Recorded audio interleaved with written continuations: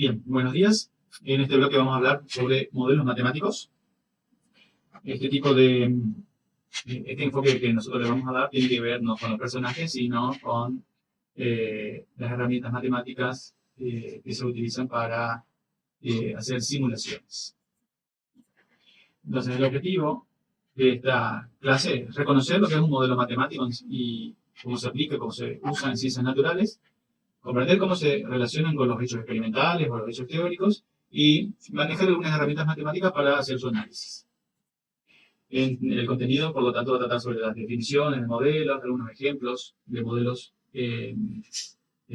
utilizando diferentes funciones, interpretación de lo que son los parámetros, las diferentes partes de este modelo matemático, qué significa resolver y todo lo que tiene que ver sobre un análisis básico de estos modelos. Y como está muy relacionado, vamos a hablar muy poquitito sobre ecuaciones diferenciales y ajuste. Bien, entonces, metiéndonos en el tema, primero vamos a ver qué es un modelo. Según el diccionario de la Real Academia Española, estas son algunas de las acepciones del concepto de modelo. Modelo significa, por ejemplo, arquetipo o punto de referencia para imitarlo o reproducirlo. En este caso, sería, por ejemplo, si queremos pintar la manzanita, sería la manzanita. La manzanita es el modelo que nosotros vamos a imitar y plasmar en un dibujo, en un lienzo. Esa definición no es lo que nosotros vamos a utilizar aquí. Nosotros vamos a utilizar este otro concepto, porque están más bien marcados por el 3 y el 4. O sea, la representación en pequeño de una cosa, o más específicamente, un esquema teórico, generalmente en forma matemática, de un sistema o de una realidad compleja, como la evolución económica de un país que se elabora para facilitar su comprensión y el estudio de su comportamiento.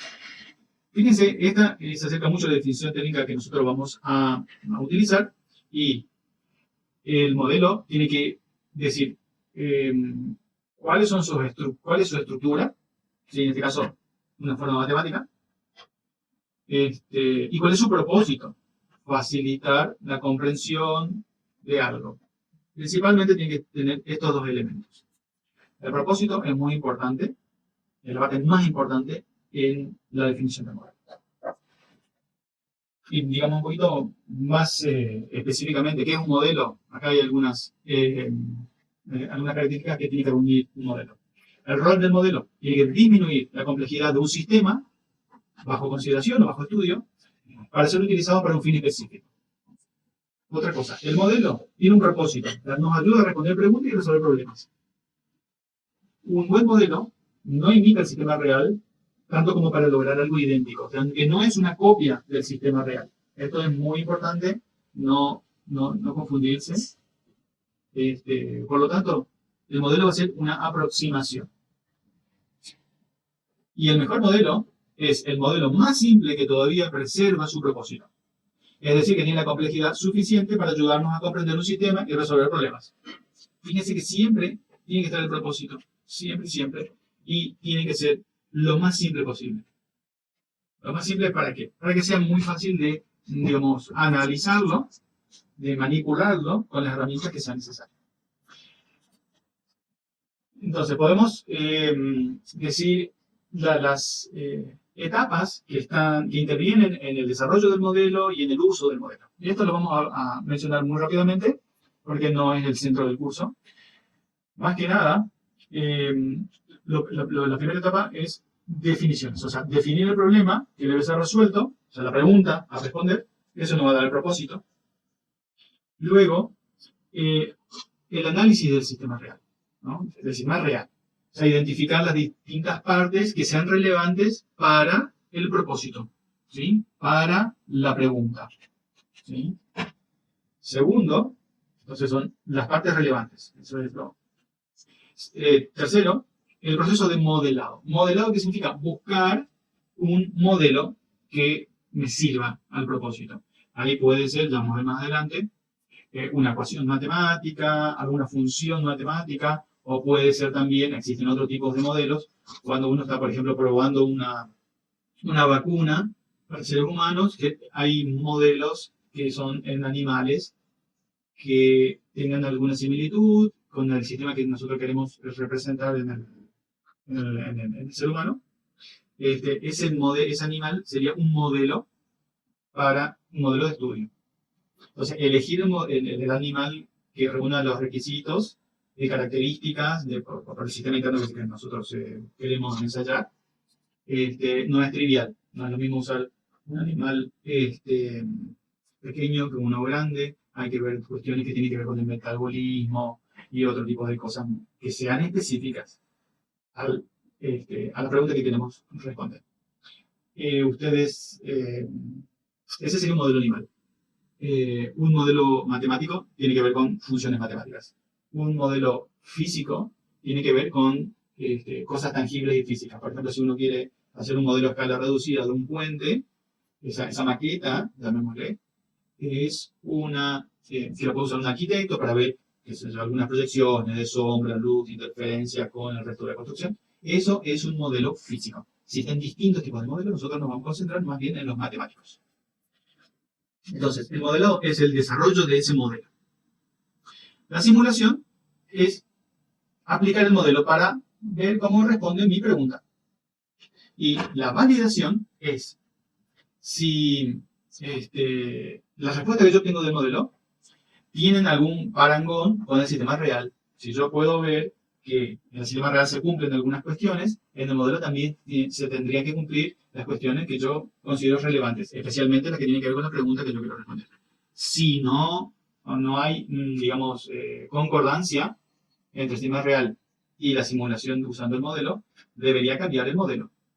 ¿Sí? Hacerlo un poquitito más complejo para que haya una concordancia. Una vez que tengo la concordancia, yo puedo decir que ya está validado y puedo usar el modelo para hacer predicciones o algún otro estudio.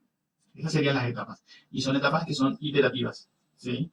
Desde acá, si la validación no me resulta, voy a analizar nuevamente el problema, a ver realmente si estoy haciendo bien, o voy a modificar el modelo. Bien. Entonces, el modelo es una representación simplificada de un proceso o mecanismo real. Hay distintos tipos de modelos. Yo voy a mencionarlos nada más. Algunos, según alguna clasificación, modelos físicos, modelos por analogía, modelos matemáticos, nosotros no vamos a entrar ahí, y modelos conceptuales. Los modelos conceptuales tienen más que nada la característica de que son descriptivos. ¿Sí? Por ejemplo, las relaciones que hay entre distintas especies que están en algún medio ambiente que comparten el mismo medio ambiente. Eso puede ser un modelo conceptual. Un modelo por analogía es así como la electricidad fluye por un cable eléctrico, se puede interpretar que es algo análogo a cómo fluye el río, ¿sí? O el agua por el curso de un río o de algún arroyo. ¿Sí? Como dijimos, nos vamos a concentrar en los modelos matemáticos. Los modelos matemáticos se pueden subdividir en modelos gráficos. O sea, cualquier gráfico estándar, por ejemplo, este gráfico cartesiano que está dibujado aquí, es un modelo. Un modelo de cómo se relaciona esta variable que está aquí abajo con esta otra, y está representado por las líneas que están dibujadas en el gráfico. Por ejemplo, alguna de estas líneas, la que está aquí abajo, relaciona esta variable con esta otra, ¿sí? O sea, a partir de este valor de aquí abajo, yo tengo este otro valor de la otra variable. Y viceversa. Tengo, por lo tanto, una relación entre dos cosas. Pueden haber otros modelos gráficos, por ejemplo, el mapa de una ciudad, las instrucciones para el armado de un mueble, ¿sí? Que esté en forma gráfica, eso es un modelo gráfico. Cualquier cosa que esté dibujada y me transmite información es un modelo. Por ejemplo, un modelo gráfico. Si yo quiero representar este asno, lo puedo representar o en una maquetita, como si fuera un asno con bastante detalle. Lo puedo representar en un dibujo, ¿sí? Como algo muy, muy simple, ¿sí? Unas cositas con patas y algunos ojos y las orejas. O para algunos casos lo puedo representar como un circulito. Si yo quiero saber el espacio que me ocupan diferentes asnos que están en algún corral, no necesito esta descripción, solamente voy a usar esta, la más simple, ¿sí? Por lo tanto, simple mientras sea suficiente para el propósito, ¿sí? Eso es importante. Veamos, por ejemplo, otro tipo de modelos matemáticos, que son los modelos deterministas. Estos por ahí son los más clásicos. Los modelos deterministas son aquellos que están representados por una fórmula determinista. Fórmula determinista son todas estas ecuaciones que nosotros vimos en los bloques anteriores. Acá tenemos tres ecuaciones. Acá tenemos esta otra función. Fíjense que es una función, estas son las variables. Tenemos esta otra función. Este símbolo que está acá es una integral de c de x por diferencial de x. Ya vamos a ver eso cuando veamos un poquito más integrales. O este modelo que está aquí abajo es un modelo expresado por ecuaciones diferenciales. Ya vamos a ver más adelante. Son ecuaciones que están bien determinadas. Son deterministas porque generalmente admiten, o sea, los valores que tomaría o lo que yo alcanzaría en la simulación siempre van a ser iguales si yo coloco siempre los mismos valores en los coeficientes, ¿sí? A diferencia de estos modelos deterministas, tenemos los estocásticos que vamos a hablar un poquito después. Luego tenemos los modelos matemáticos que son modelos numéricos. Los modelos numéricos son modelos que están representados por tabla de datos, ¿sí? Esta tabla que está aquí, esta tabla que está aquí, y es una representación numérica de alguna función. Muchas veces todos los hechos experimentales son tablas de datos, por lo tanto son modelos numéricos, y otras veces los modelos numéricos se pueden representar, por ejemplo, si yo quisiera, si tengo mi habitación y yo voy con el termómetro y mido la temperatura en diferentes puntos, puedo anotar esas temperaturas en los diferentes lugares de mi habitación o de una mesa de planchar, si yo estoy usando. Entonces, si yo represento, pongo un cartelito de que en el centro de la mesa de planchar la temperatura es de 60 y en un costado de la mesa de planchar la temperatura es 40, yo estoy fabricando un mapa, ¿sí?, numérico. Y ese mapa numérico es una forma de representar el modelo numérico, ¿sí? Entonces, siempre que yo estoy representando el modelo por números explícitos así, no por letras, yo estoy usando modelos numéricos. Y a veces los modelos numéricos, acá estoy mostrando un ejemplo, suelen representarse en forma gráfica con algún patrón de colores, alguna referencia de colores que me dan los distintos valores numéricos. Entonces esto sería una combinación de un modelo numérico con un modelo gráfico. Esencialmente, la parte numérica me da el valor que está representado en color y la parte gráfica me dice la posición, ¿sí?, de ese valor numérico. Fíjense que tengo la posición que puede estar representada por números y, por ejemplo, la altura, esto sería un volcán, por ejemplo, que estaría representada por números. Yo entonces podría transformar todo esto en un modelo completamente numérico colocando en una tabla donde tengo el número de punto, tengo la coordenada X, la coordenada Y, que podría ser, por ejemplo, esta es la coordenada Y, y aquí tengo la coordenada X, y Z, o H, si quieren, sería la altura. Y ahí voy construyendo mi tablita de datos numéricos puro, completamente, ¿sí? Para el punto 1, para el punto 2, todos los puntos que yo quisiera. Obviamente, como una imagen suele dar mucha más información en poco tiempo, se suelen preferir estas combinaciones del gráfico con el numérico. Y bueno, tenemos los modelos estocásticos, que es otro tipo de modelos matemáticos. Los modelos estocásticos tienen una representación por fórmulas probabilísticas, no son deterministas. Por eso son distintos a los modelos deterministas que vimos antes. Y el modelo estocástico generalmente se usa para tener la respuesta a un sistema que sea muy complejo y principalmente que tiene esta variación muy azarosa. Digamos, es muy difícil encontrar una función matemática, ¿sí?, de las que vimos en el bloque anterior, por ejemplo, que me represente todo este comportamiento oscilatorio rugoso, ¿sí? Por más que existen, nosotros vimos que las funciones trigonométricas me permitían representar oscilaciones, es muy difícil encontrar una fórmula corta, breve, que me represente eso, este otro comportamiento así ruidoso, rugoso, ¿sí?, este que está aquí, cualquiera de los que están aquí representados. Porque son procesos que son más o menos aleatorios, ¿sí?, estocásticos, decimos.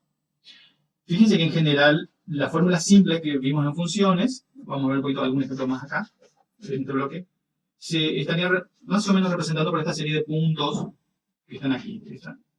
Que una fórmula o un modelo estocástico estaría representado por este comportamiento así medio rugoso, medio montañoso. ¿Vale? ¿Dónde se usan? Por ejemplo, para la representación de análisis de imágenes, predicciones de clima, en epidemiología, en cuestiones que están muy prolongadas en el tiempo. Por ejemplo, si nosotros quisiéramos medir la variación de la altura del río aquí en el puerto, y nosotros vamos, por ejemplo, vamos haciendo un dibujo de eso, de esa variación. Acá ponemos la altura y acá ponemos el tiempo. Nosotros podríamos decir que, y medimos todos los mediodías. Entonces, el mediodía de hoy tiene esta altura, el mediodía de mañana tiene esta altura, el mediodía del día siguiente tiene esta altura. Y ahí voy graficando, ¿sí? Y si solamente hago durante una semana, ¿sí? Tengo estos puntos, digamos que el domingo también mido. Y esto, como tiene tan pocos puntos, se puede representar por una función muy suavecita, que pase por aquí. Por ejemplo, esta. Ahí yo puedo decir que este dibujito, esta curva, puede ser una función fácil de escribir. Pero si yo estoy midiendo la temperatura, la altura de este río durante un año entero, o sea, voy a tener 365 puntos, y puede ser que los puntos sigan más o menos este patrón. ¿Sí? No voy a dejar 300 puntos, voy a dejar algunos. Que si yo los condenso todos, ¿qué significa condensar? Que lo que va desde este punto a este punto lo dibujo un poquito más cerca. Entonces, eso se vería, y lo dibujo no como puntos, sino como líneas. Se vería así. Ven que esto es algo rugoso, que es difícil encontrar un patrón que a través de una fórmula simple, esto es el tiempo y esto es altura, me represente, una fórmula simple que me represente esta variación de puntos. Entonces, en esos casos, decimos, cuando tenemos series de tiempo, que es mejor utilizar un modelo estocástico. ¿Sí? Ese es el objetivo de estos modelos. Vamos a ver algunos ejemplos de modelos simples. Algunos que ocupen funciones. Este modelo lo saqué de un paper que está aquí abajo. ¿Sí? El título es Evaluación de la cinética de crecimiento de Saccharomyces cerevisiae, levadura que se usa para la cerveza, utilizando un medio de cultivo a base de melaza de caña y suero lácteo. Ahí tienen, bueno, los datos. Este artículo está accesible, lo pueden mirar después en más detalle. Los investigadores hicieron algunos experimentos, colocaron algunas levaduras, le dieron alimentos con cantidades bien determinadas y calcularon la cantidad esto lo hicieron en un reactor, tomaron alicuotas y en una caja de Neubauer hicieron un recuento de las levaduras. Y entonces sacaron una cantidad n. Esa cantidad n, como era muy grande, la representan como el logaritmo de n, logaritmo decimal de n. O sea, acuérdense que nosotros vamos a usar los logaritmos o las representaciones en gráficas logarítmicas, cuando la variación de números es de varios órdenes de magnitud. O sea, varía desde 100 a 120 millones, por ejemplo.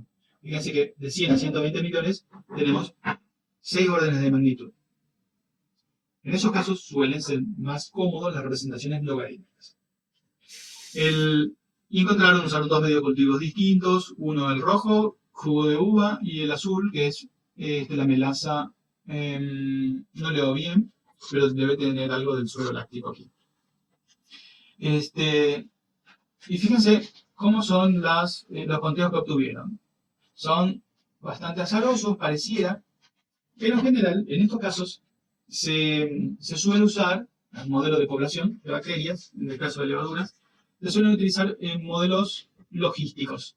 Fíjense, los autores utilizaron un modelo logístico, que está aquí, el de Vieter et al. De 1990. Esta es la fórmula que propusieron. Fíjense que en este modelo tenemos, lo que nos interesa es I de t. T es la variable independiente, el tiempo, que acá está medido en horas. I es la cantidad de, aquí está, la cantidad de bacterias expresada en forma logarítmica. Fíjense que acá hay una pequeña discrepancia. Después le voy a pedir que señalen eso en la actividad. Acá dice ln de n de t. Y acá dice log de n. ¿Sí? Son distintas formas de escribir un logaritmo. Pero según la convención matemática, esto representaría dos cosas distintas. ¿Sí? Entonces, como tarea, quiero que ustedes me digan qué se suele representar como ln de algún número n, por ejemplo, y qué significa log n. Y esto es muy importante, escrito así como está en el mismo paper, está mostrando de alguna incoherencia en la nomenclatura y esto puede dar lugar a error, a una mala interpretación matemática. ¿Sí? Es un efecto que no debería estar presente en un trabajo de investigación. Volvamos al modelo logístico. En el modelo logístico, fíjense que tenemos varias cantidades en el lado derecho, en el segundo miembro. Y sub 0 está definido más abajo. Y máximo, otra vez y sub 0, y máximo está definido más abajo. Aquí está. ¿Sí? Y máximo, que es el máximo que se alcanza aquí, este valor que está acá. El I sub 0 es el valor inicial. El mu máximo está definido acá, es la velocidad máxima específica de crecimiento. Un valor lambda, t, que dijimos que es la variable independiente, y alguna función exponencial. Fíjense que esta función que está representada acá en el modelo logístico, fíjense la forma que tiene. Y puede ser un poquito distinta de la fórmula del modelo logístico que nosotros vimos en el bloque anterior. Fíjense que yo en el bloque anterior les mostré un modelo logístico más simple, con mucho menos parámetros, voy a decirlo así, con muchas menos expresiones simbólicas. Y puede ser distinto de otro modelo logístico, por ejemplo, el modelo de Verhulst, que parece que es el modelo clásico. Fíjense que esto también es un modelo logístico, pero está escrito de otra manera. Por más de que la I o la Y de T ahora le está llamando IX de T, es un cambio de nombre que es trivial, la forma que tiene esta expresión en el segundo miembro es lo importante. Mantiene la esencia, hay una función exponencial, el tiempo está como exponente, aquí también el tiempo está como exponente, está escrito de una forma diferente el número E, acá se escribe como X, y aquí se escribe como una letra E. ¿Sí? Ustedes tienen que estar al tanto de esto y detectar que es lo mismo, escrito en dos formatos distintos. Pero esencialmente lo distinto es que en el numerador, por ejemplo, el numerador es la parte de arriba de la función, acuérdense de eso. Acá tenemos un producto, x0 por k. Y acá tenemos una diferencia, i máxima menos i sub 0. Y ya eso, ese pequeño cambio, cambia ligeramente la forma de escribirlo, pero no cambia la esencia de que también es un modelo logístico. ¿Por qué hay distintos modelos logísticos para aplicar? Porque alguno puede ser más conveniente para representar la variación de la población que otro. Tiene que ver con los parámetros, ya vamos a ver eso. ¿Sí? Porque parámetros es un concepto que ustedes tienen que salir manejando aquí de este bloque. Acá tenemos los valores numéricos. Estos valores numéricos salen de analizar este experimento. Y los autores solamente se enfocan en la primera parte, en analizar lo que pasa de acá hasta 25, desde 0 hasta las 25 primeras horas. Lo grafican aquí. Y con estos puntos azules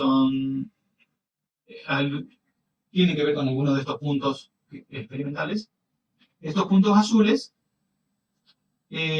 son ajustados por esta curva roja, y esta curva roja responde a la fórmula que está aquí abajo. ¿Sí? Esto que está acá, fíjense que es una función. Aquí debería decir i de t, entre paréntesis. ¿Por qué? Porque t es la variable independiente. La t aparece una sola vez y aparece aquí. Y todos esos valores, i máximo, i sub 0, lambda, mu máximo, aparecen con valores numéricos. Entonces, esos valores i máximo, i sub 0 son parámetros del modelo. Y parámetros del modelo son valores constantes durante el uso de este modelo, tal que me representan bien esta población de bacterias, este medio ambiente que yo preparé, y cualquier otro factor que se va a mantener aparentemente constante durante todo el experimento. Eso generalmente se le llama parámetro. Y van a ser constantes, números constantes, que normalmente están escritos en forma simbólica así. Algunas veces se leen directamente del gráfico y otras veces no se leen directamente del gráfico experimental, sino que hay que hacer una búsqueda y esa búsqueda suele hacerse a través de un ajuste por mínimo cuadrado, que es el más conveniente en general.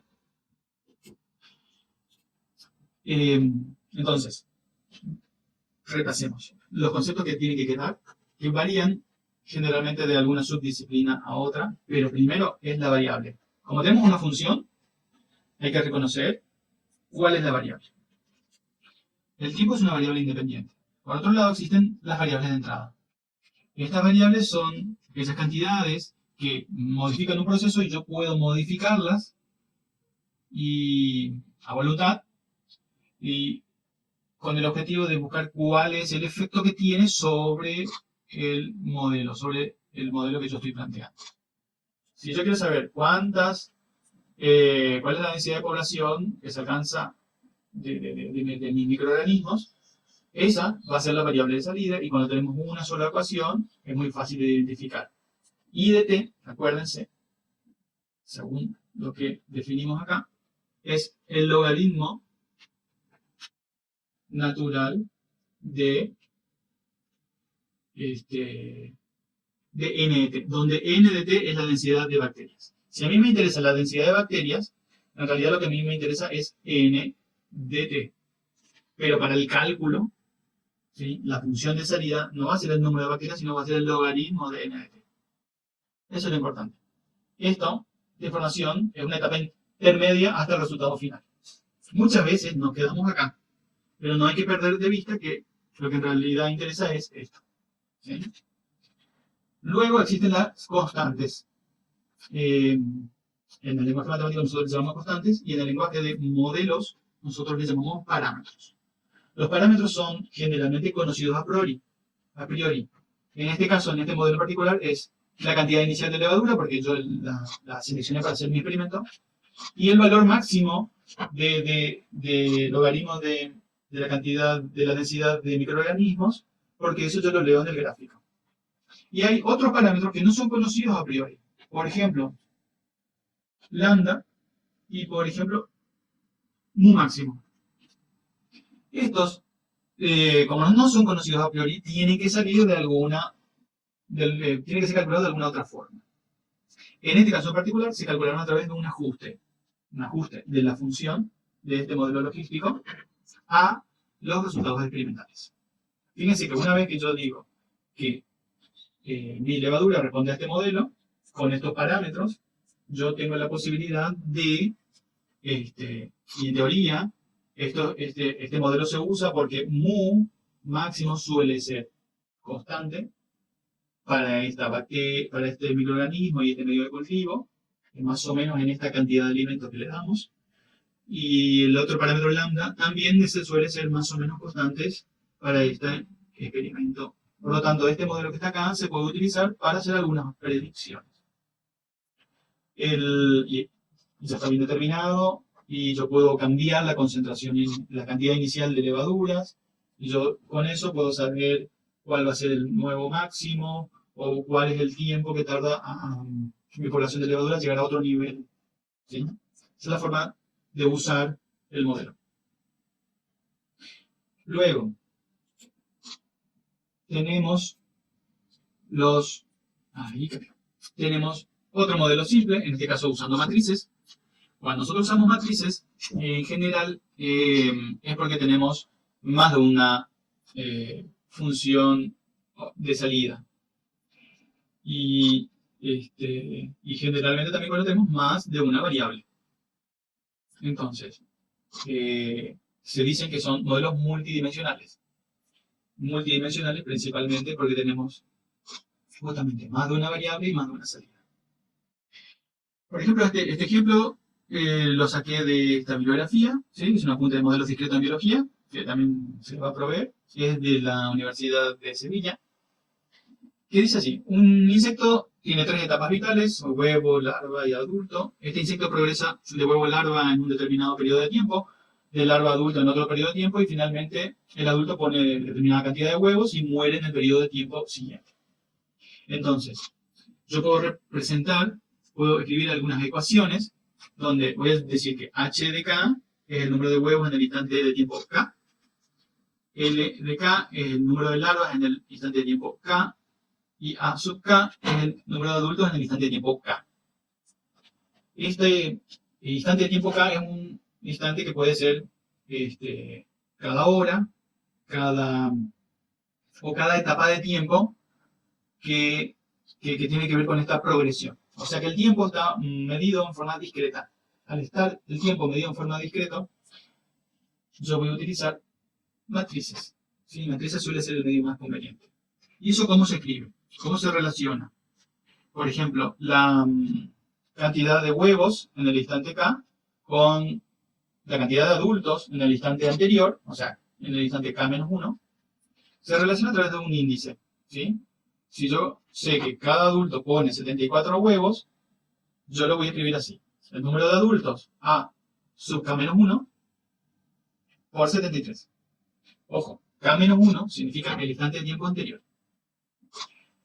¿Cómo está relacionado el número de larvas con la cantidad de huevos? Digamos, con la sobrevida de estos huevos. O sea que el 4% de los huevos pasan a larvas. Los otros pasa otra cosa. Los que son útiles y me dan larvas es el 4%. Y si yo sé también que el 39% de las larvas pasan a adultos, yo lo voy a escribir así.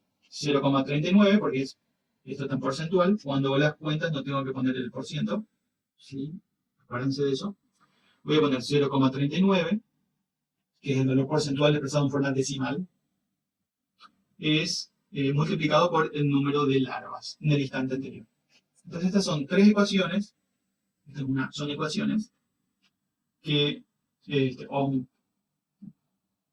perdón, no son ecuaciones per se, sino que son funciones, donde la variable dependiente, perdón, la variable independiente en la primera es a k-1, que me va a dar esta función, la variable de salida, o esta imagen. En la segunda ecuación la variable independiente es hk-1, que me va a dar esta variable de salida o imagen de la función. Y en la tercera es lk-1, que me va a dar esta imagen de la función. Tres funciones. Acá estoy mostrando cómo están relacionadas estas funciones con flechitas. ¿Sí? Esta variable influye en este parámetro K.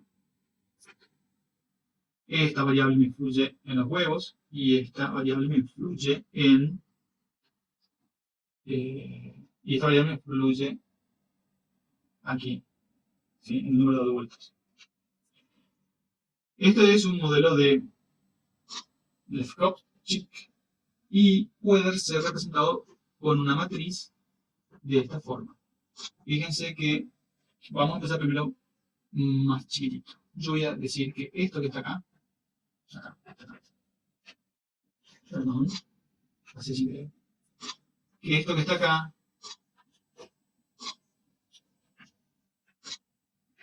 ahí está. Es mi sistema de matrices, esta es la matriz, acá, que tiene todos los coeficientes numéricos multiplicado por este vector o matriz, se llama vector columna, ¿sí?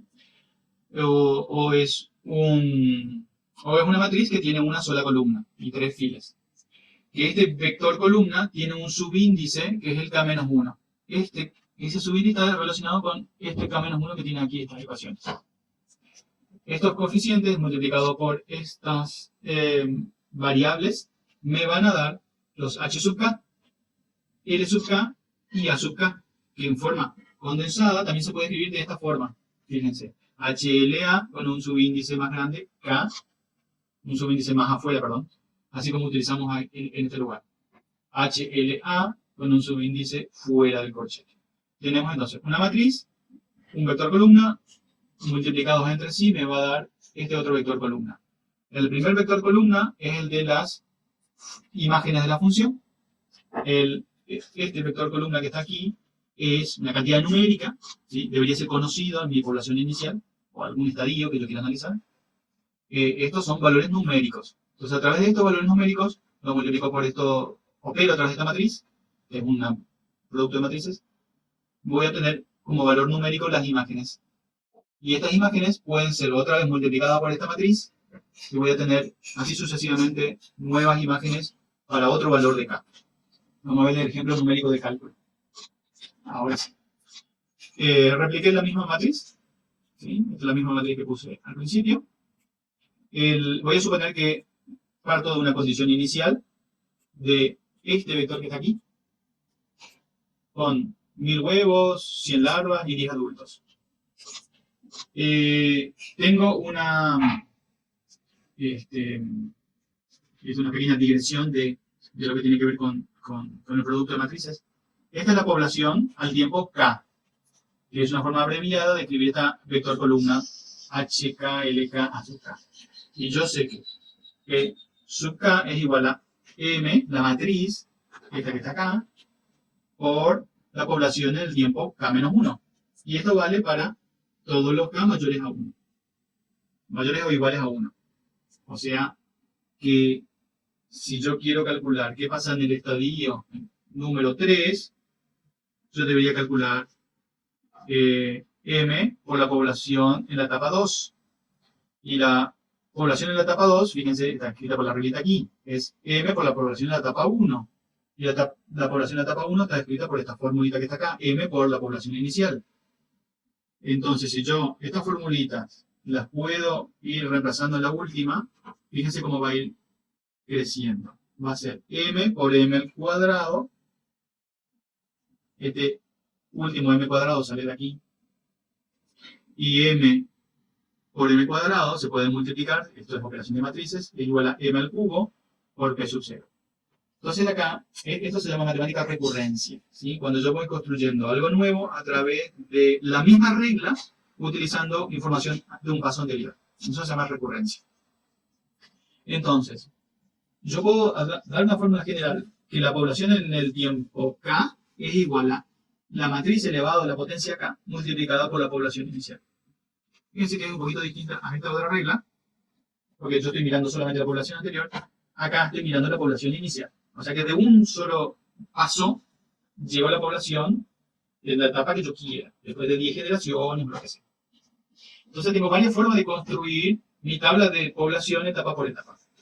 Aplicando esta regla, poquito a poco, o aplicando esta regla, utilizando la potencia de la matriz. Si yo ocupo la potencia de la matriz, tengo que saber cómo se multiplican matrices, que lo vamos a ver después. Entonces yo lo que hago, la primera vez, esta es la etapa, acá. Esta es la etapa inicial, P sub 0. La primera vez yo multiplico mi matriz por la población inicial, obtengo la población en la etapa 1. Luego multiplico la población de la etapa 1 por la misma matriz, obtengo la población en la etapa 2. Luego debería ser lo mismo, multiplicar esto por la matriz y obtengo la población de la etapa 3. Y yo lo coloqué aquí, la población de la etapa 3, la 4, la 5, la 6, distintas sucesiones.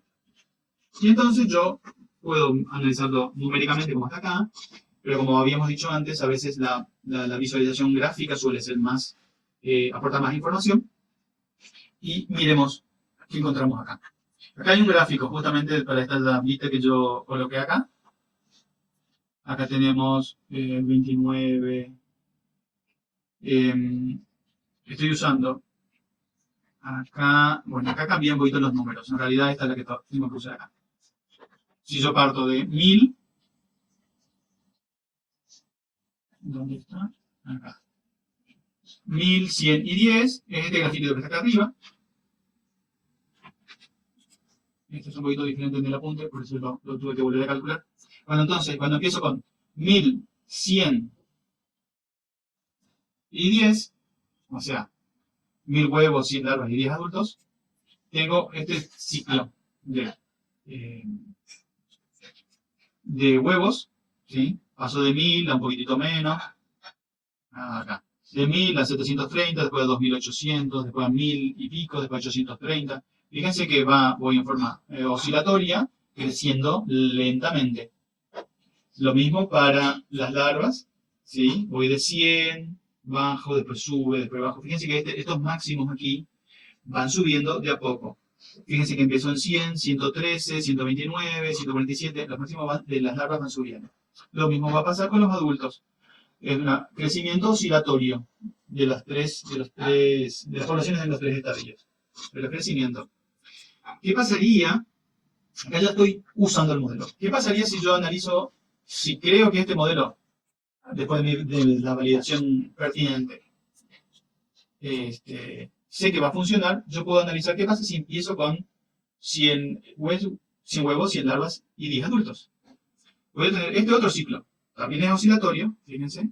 Crece, porque los máximos aquí cada vez toman valores más altos, pero crece de esta otra forma. Entonces, fíjense, los máximos en el caso de los huevos va cambiando. De 100, bueno, empecé de 100, por lo visto no era un máximo. Esto es un máximo porque 100 es acá. El máximo es este. Paso de 2800, 3200, 3600, y redondeando los números. 4200, 4800, 5400, va creciendo. Lo mismo en los otros, en las larvas, voy creciendo. Lo mismo en los huevos. No, perdón, en los adultos, voy creciendo. Fíjense que el mismo modelo estoy usando, pero partiendo de una condición inicial distinta. Esto es hacer una simulación. Esto, vamos a identificar cuáles son las variables. Las variables aquí son justamente no solo la población inicial, sino la población en el estadio anterior. O sea, este vector columna de acá, todo este, serían las variables. Mi función de salida sería esta parte, ¿sí? La población de cada uno de los estadios en el tiempo actual. Y todos los coeficientes que están aquí en esta matriz serían los parámetros.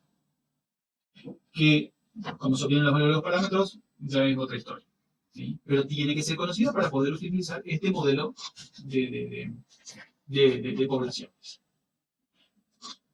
Vamos a ver entonces un tercer modelo, ¿sí? Nos estamos enfocando principalmente en los modelos que vamos a utilizar en este curso. ¿Sí? Modelos donde hay funciones simples, modelos donde hay matrices, y ahora modelos donde hay ecuaciones diferenciales.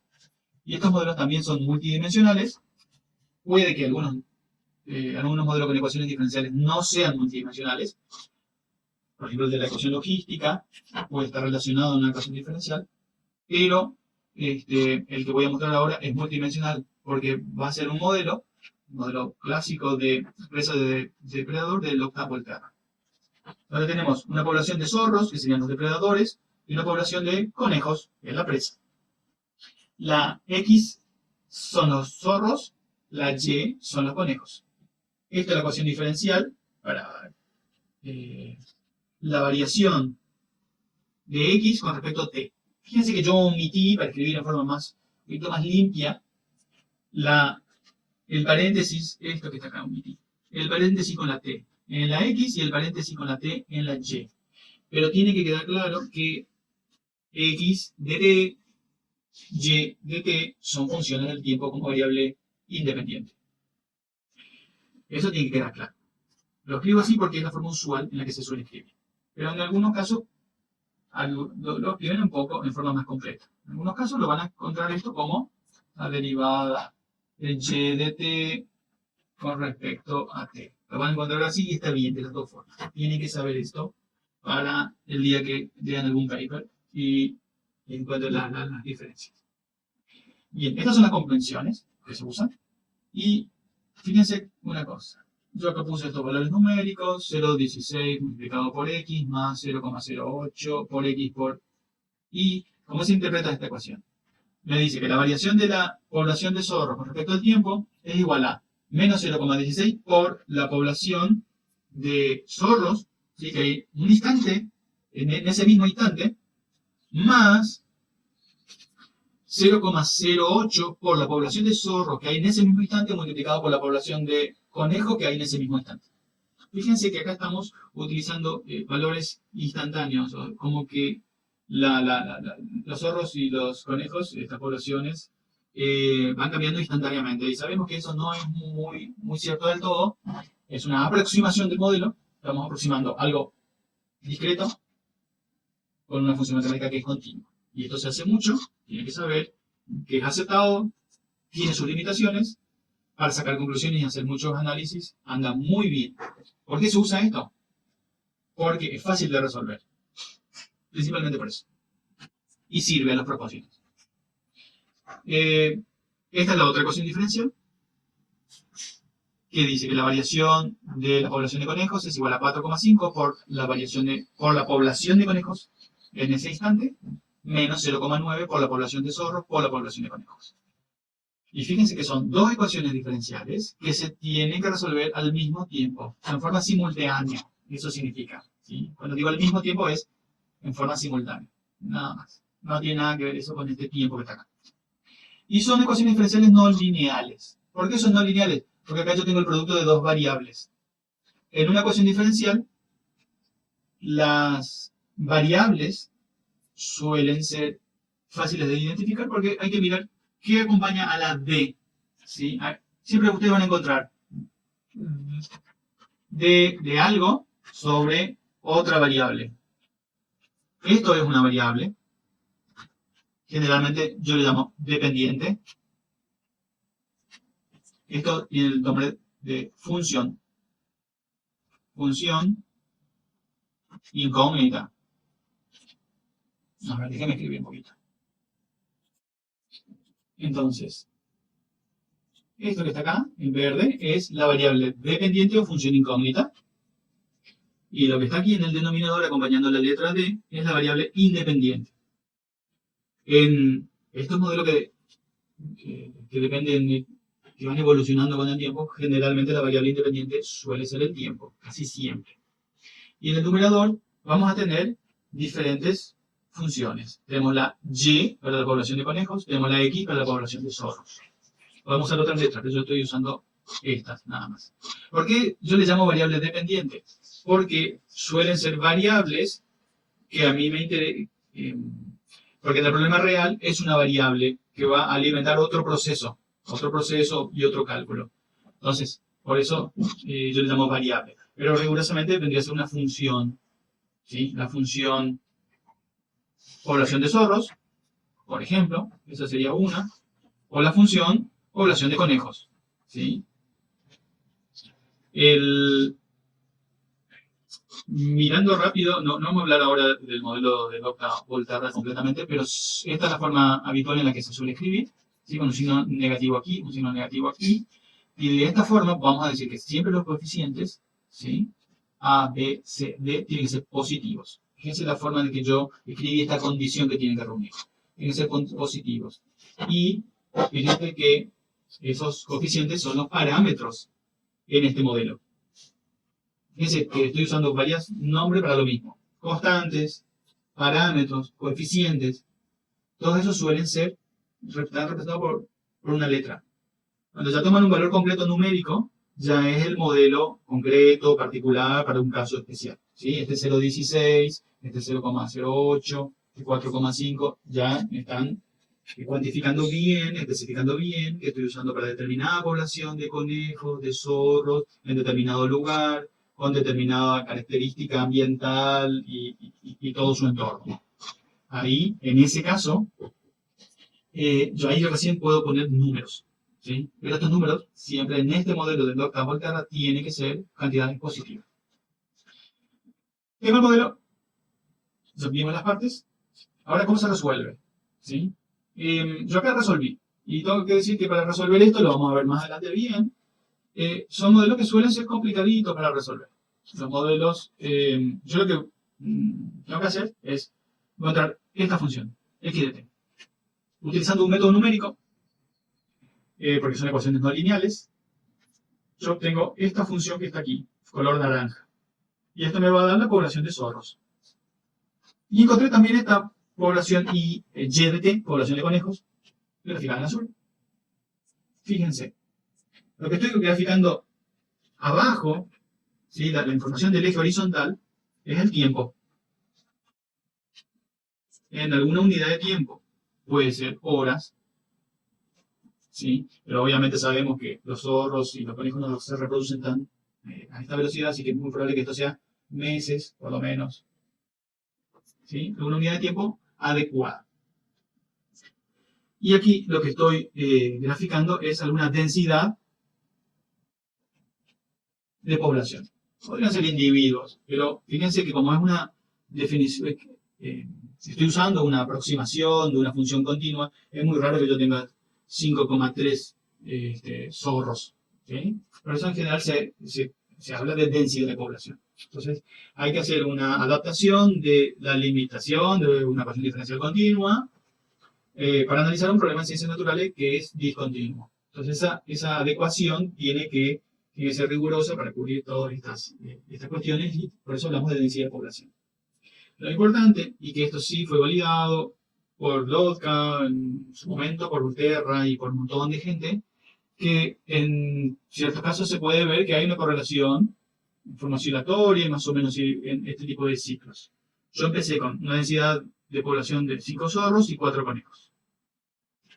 ¿Qué pasa si yo empiezo con otra población de individuos distinta? Okay, yo hice el cálculo para el caso de 4 zorros y 4 conejos. Fíjense. Tenemos las dos curvas, también son oscilatorias, pero fíjense que la altura, voy a llamarlo, de las oscilaciones en la población de conejos va desde un valor cercano a 0, esto no es 0, pero será 0,5, por decirlo algún número, hasta 6. Varía de 0,5 hasta 6. Si yo resolví esto y pude dibujarlo, puedo saber exactamente el mínimo y puedo saber exactamente el máximo. ¿Sí? Tendría que buscar alguna manera de presentarlo. Ya vamos a hablar de eso muy brevemente.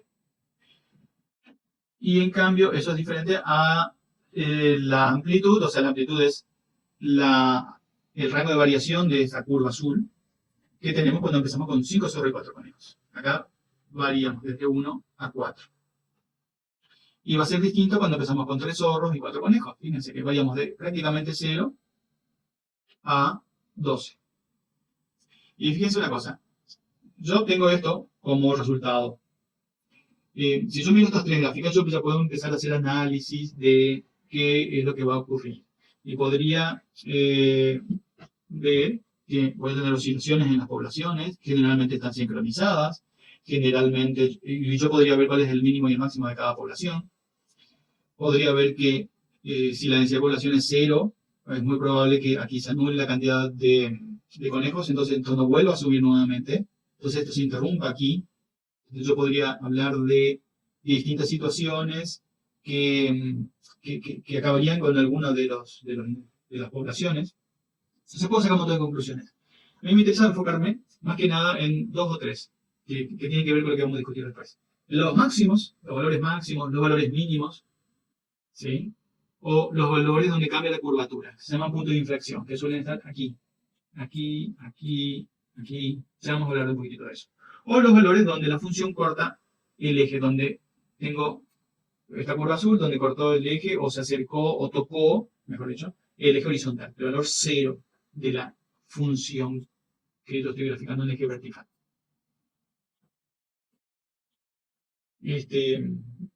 Y bien, más que nada, ya vimos lo que son los parámetros, son esos valores que son constantes en estas ecuaciones matemáticas, las distintas que vimos, las variables de entrada, que tienen que ver con lo que es variable en la ecuación, o en la función, mejor dicho, y las variables de salida, que son las variables que a mí me interesa observar, que son las funciones, ¿sí?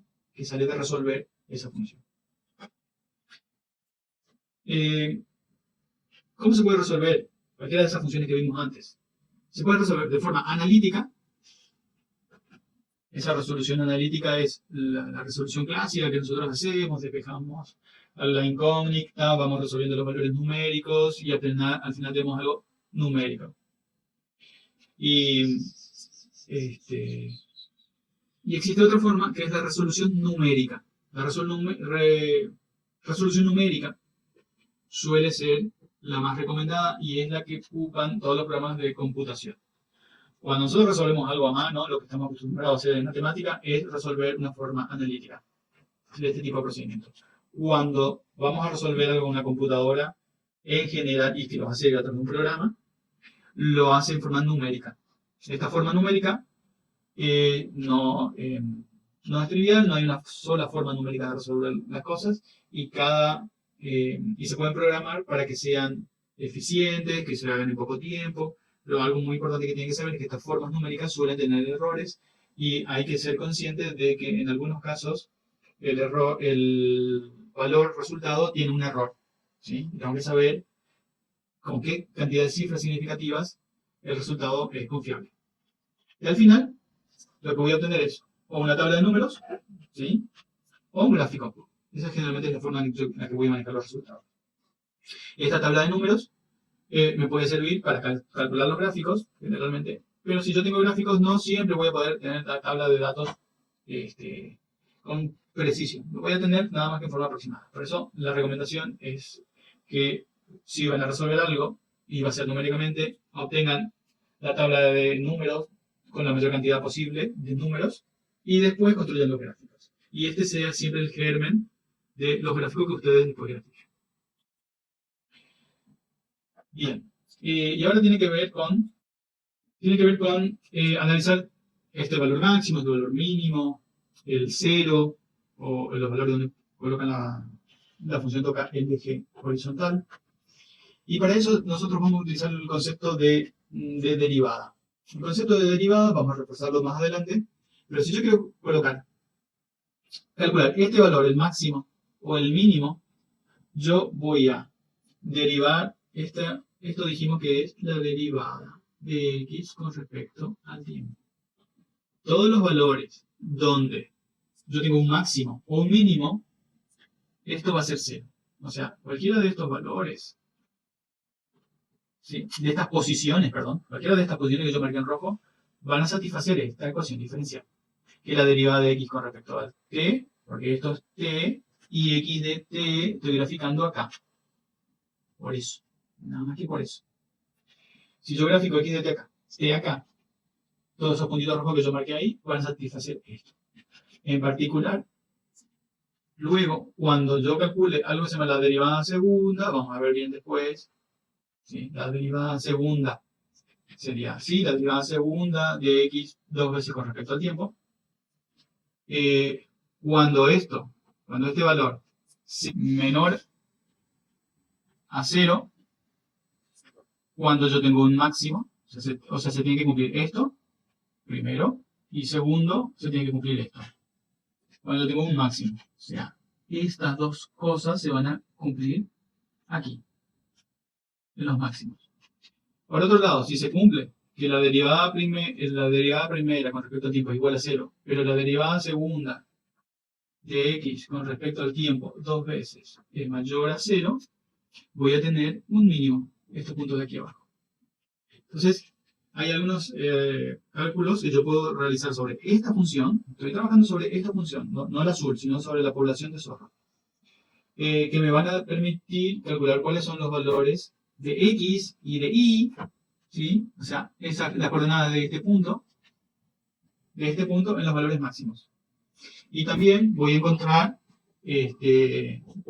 los valores de las coordenadas de los mínimos. Lo mismo puedo hacer, o algo muy similar puedo hacer, para la función de abajo. Solamente que en vez de trabajar con la derivada primera de x, voy a trabajar con la derivada primera de y. ¿Sí? Voy a buscar los valores que hacen 0, y después en esos voy a trabajar con la derivada segunda. Fíjense, ¿se acuerdan del primer modelo donde vimos cómo crecía la levadura? Puede ser interesante a veces saber en qué punto termina esta parte del crecimiento de la curva logística. Acuérdense que esta es la parte exponencial, el crecimiento exponencial, y este es el desaceleramiento, ¿sí? Entonces, el punto en donde termina de acelerar y empieza a desacelerar es aquel donde hay un punto de inflexión. Esto se llama punto de inflexión. Y ese punto de inflexión se puede calcular a través, tomando la función, el modelo, y calculando la derivada primera también. La derivada primera de y de t, ¿no?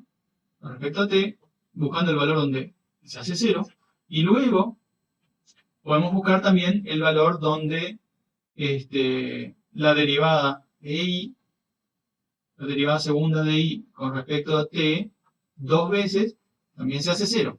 En ese punto, entonces yo tengo el punto de inflexión y me permite saber en qué momento se va a desacelerar esta cantidad de este crecimiento de la población y yo podría tomar algunas precauciones de si yo quiero trabajar solamente en la parte de crecimiento exponencial o según lo que yo busco. Pero yo puedo sacar información matemáticamente a través de unos cálculos si yo conozco las funciones, o las ecuaciones diferenciales o las funciones de crecimiento. Entonces, es importante que veamos que existen estas herramientas. Un poquitito para aclarar algunas cuestiones de ecuaciones diferenciales que vamos a profundizar más adelante. Una ecuación diferencial está formada por una parte que es la derivada, esta, y otros elementos conocidos, que suelen ser incógnitas, ¿sí? Coeficientes, la misma variable que yo quiero buscar. Resolver una ecuación diferencial es encontrar la función incógnita. ¿Cuál función incógnita? La que está aquí, en el numerador acompañando la d. Esa, la x en este ejemplo. Y algo que yo no lo dije explícitamente antes, pero se necesita un punto conocido de esta función. Y generalmente para los problemas que evolucionan en el tiempo es la condición inicial. Las ecuaciones diferenciales se pueden aplicar a otro tipo de problema que no evolucione en el tiempo, sino que sea una distribución en el espacio. Ahí yo también voy a necesitar un punto conocido de la función. En esos casos, no se llama condición inicial, se llama condición de contorno, pero es exactamente lo mismo. Conceptualmente es un punto conocido de la función. Y cuando hay varias incógnitas, se tienen varias ecuaciones diferenciales. Va a haber una ecuación diferencial para cada incógnita. Puede ser que en algunos casos, en el modelo que yo mostré, se está usando una ecuación diferencial, se están usando dos ecuaciones diferenciales. Porque hay dos incógnitas, la población de zorro y la población de conejos. Pero a veces puede ser que haya una tercera ecuación que no sea ecuación diferencial, pero también se tiene que resolver junto. Entonces, se vuelve un poquito más complicado, pero son condiciones, son situaciones que se pueden dar. ¿Sí? Por ahora, vamos a mirar solamente los problemas aislados. Y una acotación sobre el ajuste de datos experimentales, que alguna actividad ya hicieron sobre esto en el curso, y esto es más que nada repasar lo que vieron ustedes en estadística, que los datos encontrados experimentalmente son discretos, eso lo tiene que tener bien clarito, y es similar a tener una función definida por una tabla de valores. Pero siempre es más cómodo tener y manejar una expresión analítica. La expresión analítica puede ser esos modelos que están en la bibliografía, el modelo logístico, el modelo exponencial, las distintas formas de modelos logísticos que vimos, por ejemplo, aquí. Y para eso se usa el proceso de ajuste de funciones a estos datos usando la técnica de mínimos cuadrados. Esa técnica de mínimos cuadrados es la método de regresión que vieron en estadística y se basa en que cuando yo tengo algunos puntos, estos que estoy marcando aquí, y yo quiero buscar una curva que más o menos represente bien a todos, yo voy a buscar la curva que pase a una distancia tal que esta distancia elevado al cuadrado, más esta distancia elevado al cuadrado, más esta distancia elevado al cuadrado, más esta al cuadrado, más esta al cuadrado, más esta al cuadrado, más esta al cuadrado, sea el valor mínimo. Entonces yo voy a ir colocando distintas funciones. Esta que te dibujé acá, o una un poquito más arriba, otra un poquito más abajo. Va a haber un proceso de búsqueda, y esa búsqueda de todas esas infinitas opciones que a mí se me ocurran, yo me voy a quedar con la que me satisfaga la suma de estas distancias y, ¿sí? Yo le voy a llamar delta i al cuadrado, sea el mínimo. Entonces ustedes vieron en estadística todo ese procedimiento para buscarlo. ¿Sí? A través de algunas cuentas, son simples, o a través del cálculo resolviendo matrices. Esta es la forma más adecuada de hacerlo, que suele satisfacer casi todos los requerimientos de un modelo, pero no es lo único. A veces uno puede poner modelos más simples que esto, y pueden ser igualmente satisfactorios. Por ejemplo, voy a mirar esta esta población que está acá en el primer gráfico, y yo muy bien puedo decir que acá hay un modelo lineal, y esto está bien para mis propósitos. Pero yo también podría decir que esta población, estos resultados son mucho más importantes, mucho más confiables que estos que están aquí. Por lo tanto, yo podría decir que esto en realidad podría ser un valor constante. ¿Sí? Para decidir cuál de los dos es más conveniente, ahí yo tengo que usar algún criterio, que puede ser algún criterio estadístico o algún criterio de ajuste a un modelo particular. Eso, digamos, es una cuestión que puede ser fundamentada para atribuir a un criterio u otro. No nos vamos a meter en esa discusión ahora. Lo que sí vamos a indicar nada más que en general se pretende usar la relación por mínimos cuadrados y hay múltiples herramientas que ya la calculan prácticamente en forma muy simple y automática con un par de clics. Ya tenemos el ajuste a la función que nosotros queremos, de la forma que queremos. Esa búsqueda, sí, cuando ustedes son creadores del modelo, suelen haber dos criterios. Uno, que me va a dar parámetros, esas A, B, C que vimos antes, pueden darme, o sea, la curva que yo ajusto me va a dar parámetros que tienen un sentido físico o biológico, o me pueden dar parámetros que tienen o que no tienen un sentido físico o biológico, o que tienen un sentido físico o biológico desconocido. En general, nosotros en ciencias naturales tratamos de buscar funciones donde los parámetros, ¿sí? Y esto es muy importante para mí, donde los parámetros tengan sentido físico o biológico. ¿Por qué? Porque pueden servir para explicar o apoyar algún mecanismo o algún proceso que conceptualmente haya sido planteado y yo tengo que tratar de buscar que esos parámetros estén en concordancia con el modelo conceptual. Cuando yo encuentro eso, yo puedo decir que transformo un modelo conceptual en un modelo matemático. Y si tengo un modelo matemático, yo puedo hacer cuantificaciones de las poblaciones, de lo que yo esté modelando. Cuando yo tengo un modelo conceptual, puedo hacer algunas elucubraciones, digamos, de tendencia, ¿sí? De comportamiento cualitativo. Pero en general, un comportamiento cuantitativo suele ser un poquito más rico y puede alimentar modelos computacionales para hacer predicciones con alguna utilidad práctica un poquitito más profunda. Bueno, eso es todo para este bloque. Ahí está la bibliografía. Y bueno, muchas gracias por escuchar.